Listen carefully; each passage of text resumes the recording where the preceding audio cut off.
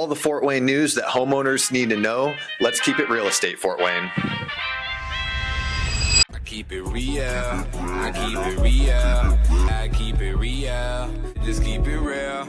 Hey, what's up, guys? It's Sam Hartman, keeping it real estate here in Fort Wayne, Indiana. As always, bringing you the context and clarity that you need to be informed, educated, and confident real estate consumers in our housing market. Today, I am joined by special guest, my office manager, my best friend, my best man from my wedding, Mr. Tony Didier. Thanks for joining me today, man. Sam, I thought you were the best man at my wedding.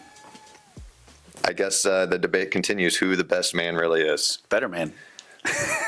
Comment and vote who the best man is. Please don't. So today we are talking about all things Fort Wayne, just kind of happenings over the last week, articles that have come out, development news, highlighting some of those things, but also providing kind of through the lens of housing, through the lens of context for homeowners, and just really what it means for our community. And so very first and foremost, news came out about the North River project in downtown Fort Wayne, where the CIB, the Capital Improvement Board of Managers, approved $1.5 million to support the North River project development. Now, what this is doing is it's getting the feet off the ground. It's, starting to pump the hot air into the balloon so that this project can lift off. This money is going towards a lot of the planning, architectural design, and things like that. So this is kind of what that money is going towards. It's starting the ball rolling downhill. If I could include any more cliches into this article, it's getting the ball rolling on this project, and that's exciting to see. It's exciting to see continued support from downtown Fort Wayne, continued development to downtown Fort Wayne. Tony, you've got, you and I have both spent time living downtown. You and I have young kids. Your kids are a bit older and getting to this stage of life where sports is a big part of your life and their life. And so this North River project, a big part of it is that youth sports complex and center. What do you think a development like this would mean to not just the downtown area, but the whole community as a whole? Right. I mean, I'm all for more development downtown, even if it's something where you're like, oh, where's the money coming from? You look at the ballpark and you look at the landing and the growth that comes from all of that, the jobs that come from all of that, the spending from outside Fort Wayne, which I think is the big thing with the youth sports. I mean, I do have a daughter that we're going to Westfield, Indiana in 2 weeks with hundreds of other families, maybe thousands, because these things are huge, these youth sports tournaments. And I mean, we have a shortage here. We really do. I mean, we were just talking about this the other day, how you guys, just for practice facilities, are driving. We go 30 minutes to a villa, Fort Wayne. Which, I mean, we're already in Northwest Fort Wayne, and it's 30 minutes to go to a villa, and then back. That's over an hour after I'm dropping off. We carpool with other families because everybody's got to go far. It'd actually be faster for us to drive downtown. So it's just hard to get court time, field time. I don't know how easy it is to access all these schools and stuff. That's where we're going, to a school in a villa, Oak Farm. It's a very nice place. Yeah. It's just not close. And Jack's team's going up to Leo, which is 25 minutes the other direction, and sometimes he's going to Harlan, and I think we could use it. I think it will get use. I think people will come into Fort Wayne for these tournaments. I think it will bring, jobs and spending, and it'd be good for hotels, which I don't think we have the greatest hotel market now. It sounds like there's maybe more on the horizon. This project will include housing, will include hotels, rental housing, ownership housing, hotels, and certainly increasing the hotel capacity will be part of that project, because that's really, getting people to come to and stay downtown will be such a big part of it. Not to mention the diversity of offerings in downtown too, creating, something that is going to be a younger demographic, a more family demographic, as opposed to just bar restaurant scene or something like that. Families down there. I got to assume, if you're bringing families down, you're going to have more fast, casual, more affordable dining in a district like that, as opposed to, going out and spending $15, $20 on a cocktail at every new bar restaurant. Now, I have a lot of great downtown bars and restaurants that I love, but do we need another $15, $20 cocktail spot at this point? Maybe not, but that's kind of my hope for it. And this is 1.5 million, of support money coming from, the local support, but this is still private development, Right. largely private development. This is going to be a Getting, lot like of, you said, the ball rolling, all those cliches. Like we're helping get it going, and then the private developers are doing the project. But we're all going to benefit from it. And I got to say, I mean, downtown Fort Wayne is fantastic. It's so walkable, safe. Like you go to other cities, even Indianapolis in our own state,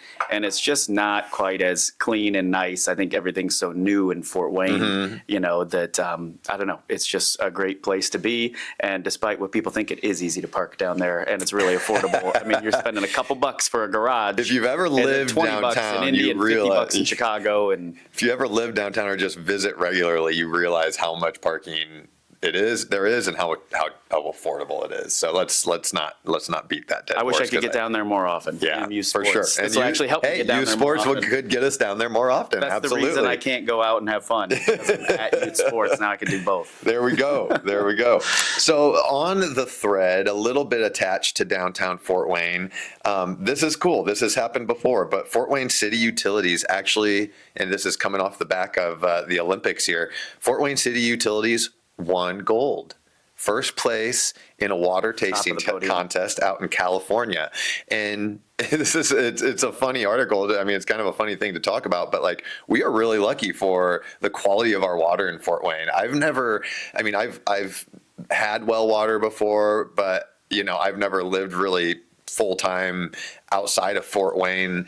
Maybe I feel like our water is just normal, but you go somewhere else and it feels different. It tastes different.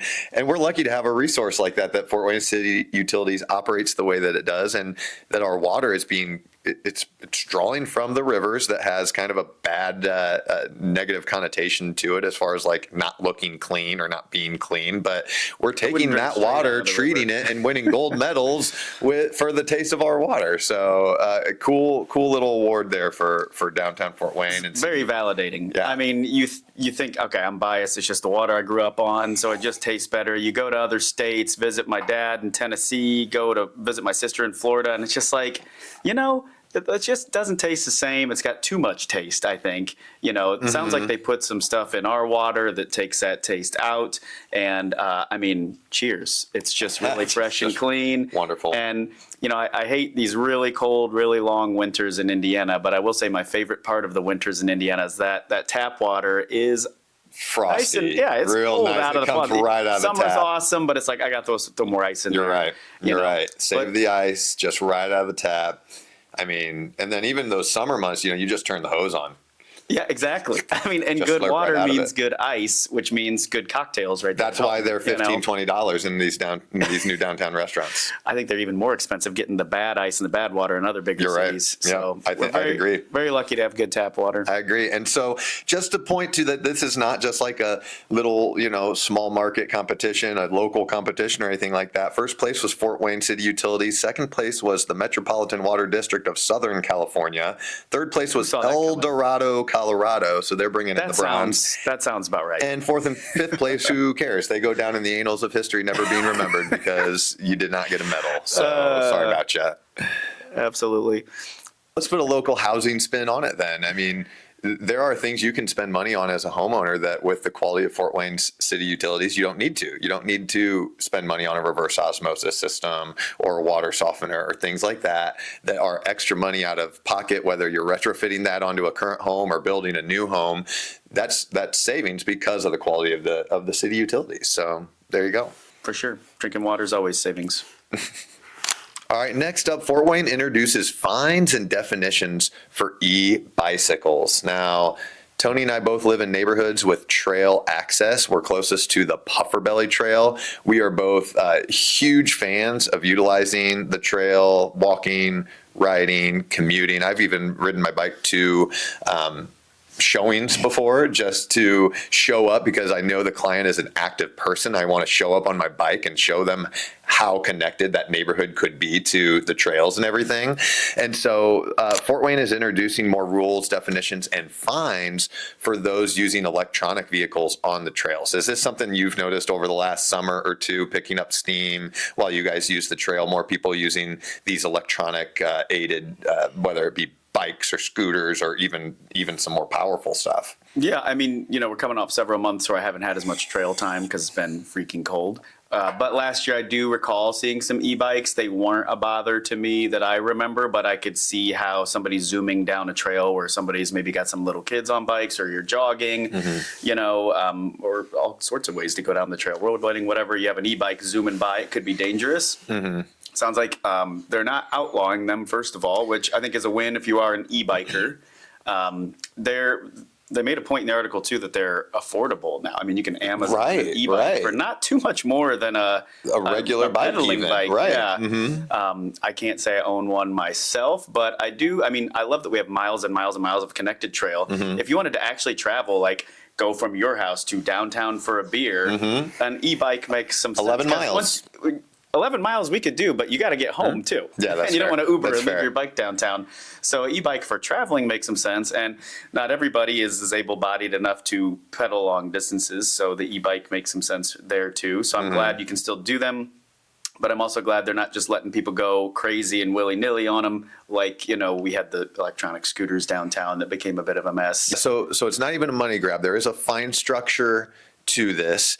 Starting at $15. So it's not a money grab. It's really about safety, which I really appreciate, having young kids, having 2 dogs that we walk on the trail all the time, because it can get dangerous. When you're walking 2 dogs, when you're pushing multiple strollers, I mean, you walk wide and you take up half the trail. And when a bike goes zooming by at 20 plus miles an hour, that's really fast on a trail. I mean, You run about 20 mile an hour, don't you? in maybe another day and age, but but not A past anymore. day and age. Yeah.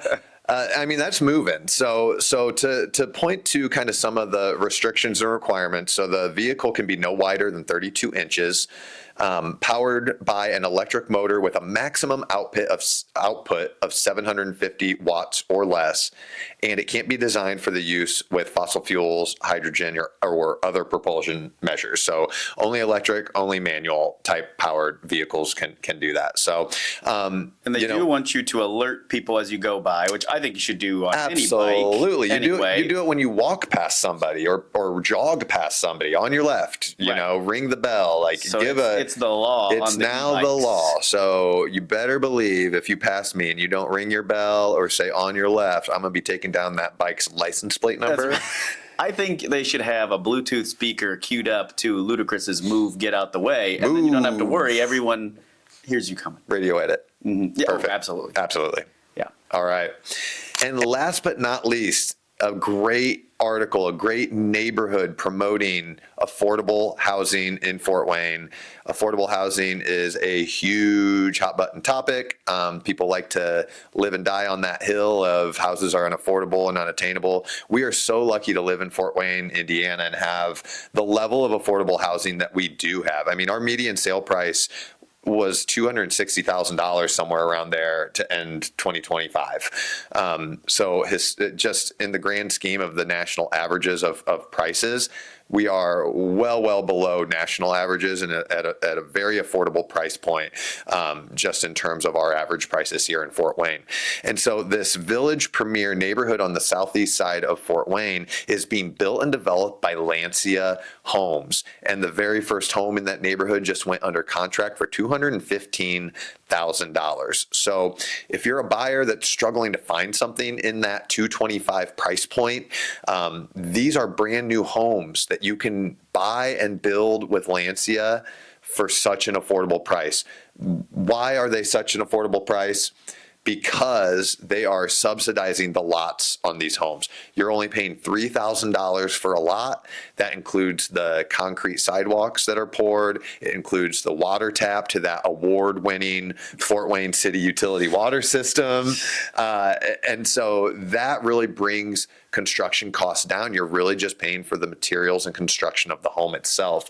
So this Village Premier neighborhood is a phenomenal opportunity for housing affordability, to have a brand new product. I mean, to buy a brand new home, to build a brand new home And to have that just peace of mind for the long haul, that you don't have a roof that needs done, you don't have a furnace that's going to go out, you don't have kind of those homeowner expenses that you kind of just worry about or have to plan for down in the future.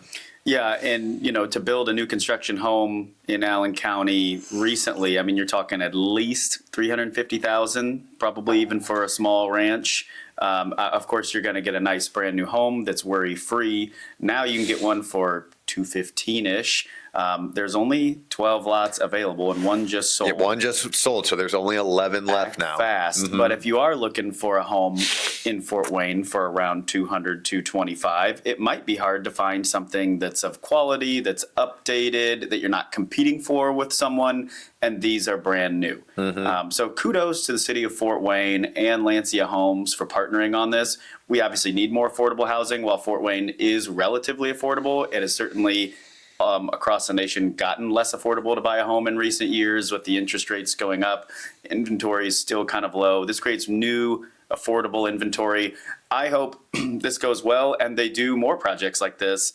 It's really unique. I can't think of another project where you're getting a lot for this kind of price. I know there are available like infill lots in closer to the center of the city, but the problem with that is our appraisals, and do you want to build a brand new beautiful home right next to a home that's been there for 100 years that isn't just as worth as much, so it'd be harder to sell yours down the road.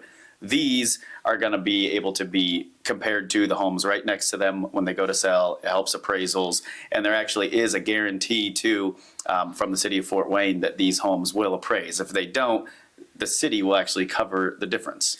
So you get a loan for these homes, and you don't have to obviously pay cash out of pocket.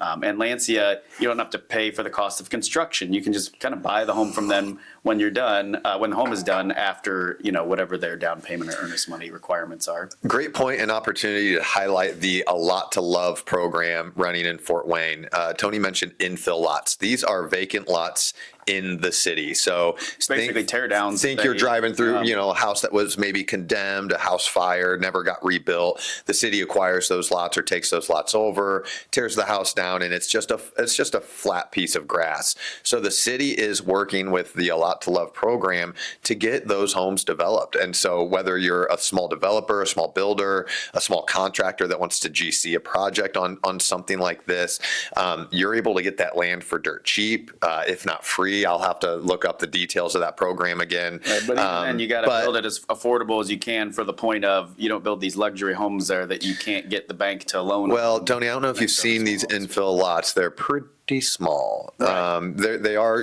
rectangular lots. So you're going to be limited just on the size and scope of what kind of home. I mean, they've even built some container homes on these lots down in downtown Fort Wayne and East Central area and everything. You're like Indiana Tech. There, you can see there's some greenery that are some infill lots, and there's some container homes, which is really cool. Yeah. So whether you're a developer, a builder, a contractor, or potentially a homeowner that wants to live in one of these more mature neighborhoods, but don't want to deal with the cost of renovation, don't want to deal with the headaches and hassle of an 80 to 120-year-old home, could be a good opportunity there. Again, just affordability options.